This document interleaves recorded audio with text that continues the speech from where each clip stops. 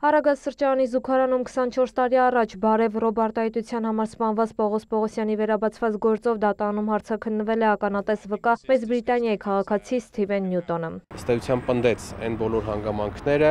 ինչը վկան արտասահմանյան դեսպանատներից մեկի միջոցով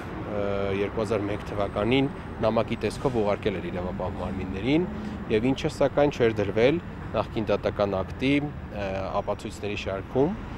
չէր ներառվել եւ ըստ էության այս վկայի կողմից հայտնած կարևորագույն հանգամանքները բաց էին մնացել։ Հեղափոխությունից հետո 2019-ին հենց այս վկայի դիմումի հիման վրա էր վերաբացվել այս գործը, որով ինչպես եւ 24 տարի առաջ մեղադրյալ է երկրորդ նախագահ Ռոբերտ Քոչարյանի նախկին թիկնազորից Կուկում ականվամբ հայտնի Աղամալ Հարությունյանը։ Այն ինչ դատանում պնդել է Նյուտոնը, պնդել էր նաեւ սպանությունից հետո հեռավար կարգով։ Սակայն դատավոր Մնացական Մարտիրոսյանը հրաժարվել էր նրա ցուցմունքը որպես ապացույց ճանաչել եւ գործին կցել, պատճառաբանելով, թե այն լուսապատճեն է եւ պատշաճ կարգով հաստատված կամ վավերացված չէ։ Կարևոր հանգամանքը այն է, որ վկան տեսել է, որ Պողոս Պողոսյանին ուղեկցել են Արագաստ սրճարանի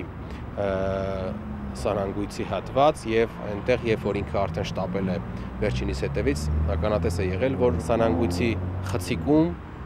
իր խոսքերով 5-6 հոգի ծեծի էին ենթարկում եւ հարվածներ էին հասցնում դուժողի գլխի հատվածին եւ ինչից հետո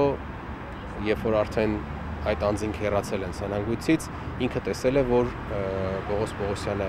անգիտակից վիճակում է։ Մեղադրողի խոսքով ականատես վկայի հարցաքննությունը բավականին երկար է տևել, սակայն չի ավարտվել, այն կշարունակվի հաջորդ նիստերին։ Այս նիստին հանրային մեղադրողը կարևոր միջնորդություններ ուներ ներկայացնելու, բայց Աղամալ Հարությունյանի պաշտպանն արդեն մի քանի նիստ է չի ներկայանում, պատճառաբանելով, որ առողջական խնդիրներ ունի։ Հաշվի առնելով այն հանգամանքը, որ երկու դատական նիստ